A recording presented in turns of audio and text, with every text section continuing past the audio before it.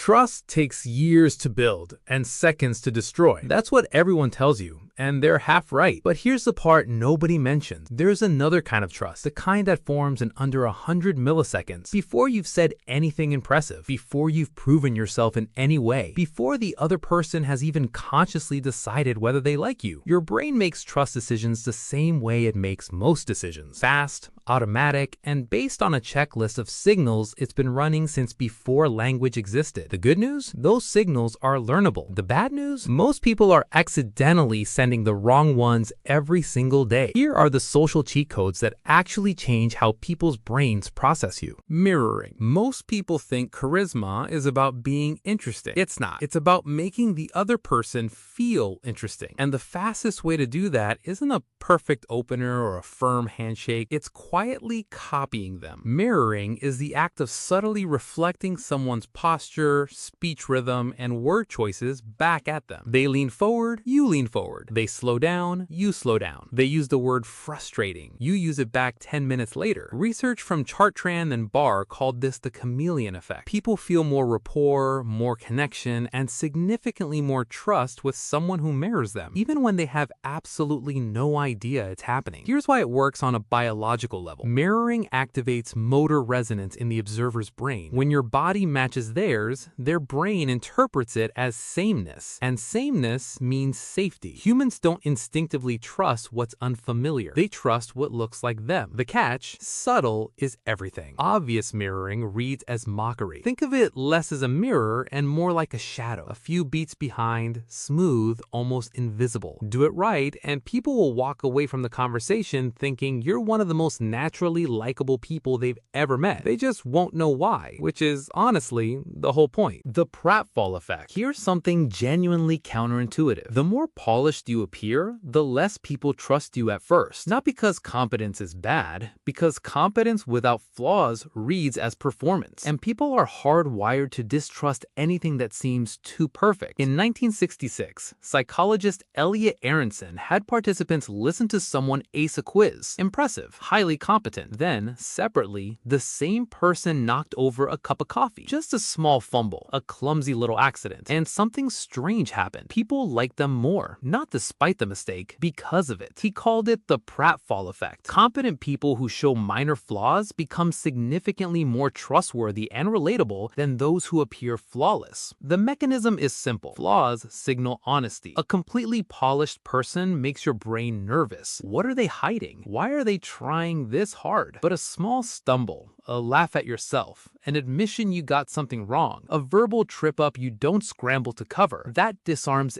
everything. It says, I'm real, I'm not performing. You don't need to protect yourself around me. This is why the most trusted people in any room aren't the ones trying hardest to impress. They're the ones comfortable enough to be slightly imperfect, which, if you think about it, takes a very specific kind of confidence. The Ben Franklin effect. You want someone to trust you? Don't do them a favor. Ask them for one. That sounds completely backwards. The assumption is that trust comes from giving, showing up, being useful, proving yourself generous. And sometimes it does, but research shows that asking someone for a small, reasonable favor actually increases how much they like and trust you, not decreases, increases. Benjamin Franklin noticed this in the 1700s. He had a rival in the Pennsylvania legislature who genuinely disliked him. Franklin asked to borrow the man's rare book for a week. His rival said yes. Franklin returned it with a polite note. And after that, the rival was warm, friendly, and cooperative for the rest of his life. Franklin's own explanation. A person who has done you a kindness will be more ready to do another than he whom you yourself have obliged. The psychology here is cognitive dissonance. When someone does you a favor, their brain immediately needs to justify it. Why did I help this person? The brain's answer, because I like them, because I trust them. The behavior comes first. The belief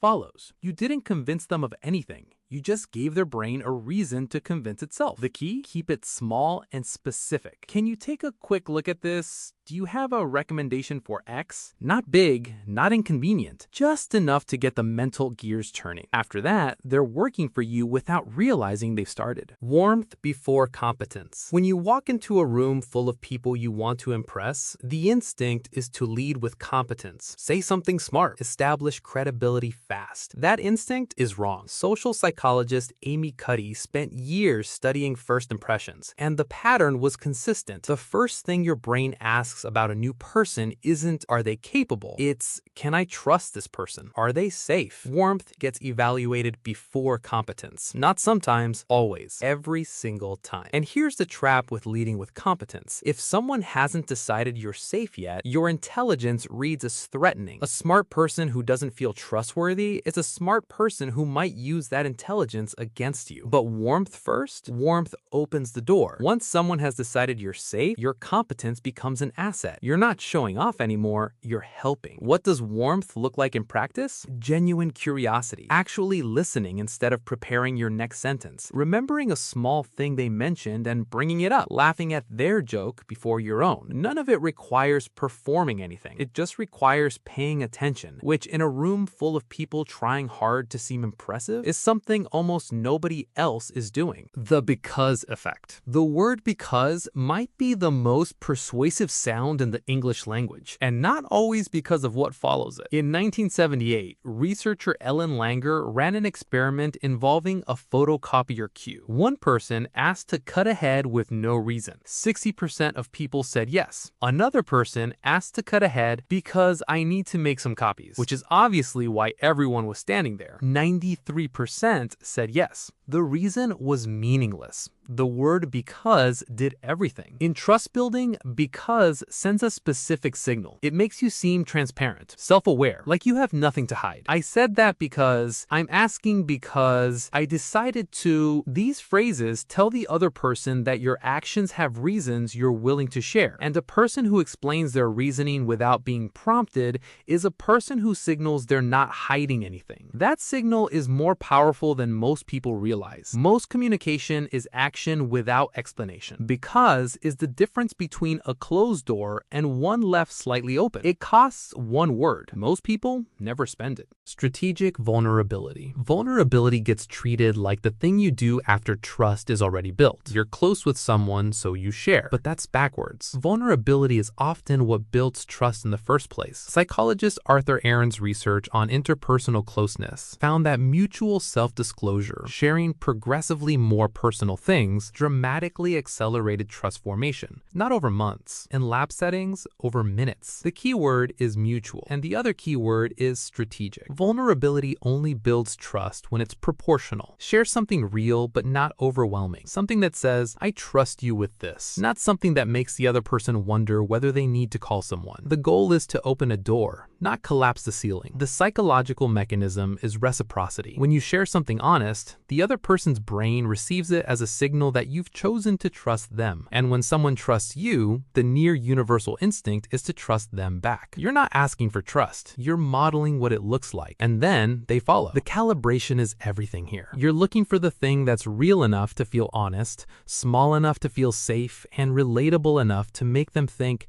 me too. Because me too is where trust actually starts. Names. Dale Carnegie said it a century ago. A person's name is the sweetest sound to them in any language. In 2006, brain imaging confirmed it. Hearing your own name activates regions of the brain associated with self-recognition and identity in a way that no other word triggers. Using someone's name communicates something specific and immediate. I see you. Not the group, not whoever happens to be standing in front of me. You, specifically. The mistake most people make is overusing it. Well, Sarah, I think, Sarah, what you're saying, Sarah, is that's not warm. That's a hostage negotiation script or a car dealership. Either way, the effect flips entirely. Once at the start, once at a moment of genuine emphasis. That's it. That's enough to tell someone you remembered, that you paid attention, and that you're choosing to use the name because it belongs to a specific person who matters to the conversation. It's a small thing, costs nothing. Most people forget it entirely. Vocal pacing. Your voice is sending trust signals you're not consciously controlling. And one of the most powerful has nothing to do with what you're saying, it's how fast you're saying it. Studies on vocal characteristics and perceived trustworthiness consistently find that slower speech is associated with higher credibility, higher perceived competence, and critically, higher trust. Not slow in a sedated way, just unhurried. Fast speech signals anxiety. It communicates, I'm worried you'll stop listening, so I'm getting it all out before you do. And anxiety is contagious. Something in whoever's listening quietly wonders, why are they nervous? What are they trying to get past me? Slow speech signals the opposite. I'm not going anywhere. I believe this is worth the time. That calm is also contagious. People's nervous systems genuinely entrain to the pace of the voices around them. Add a deliberate pause before something important. Not a filler.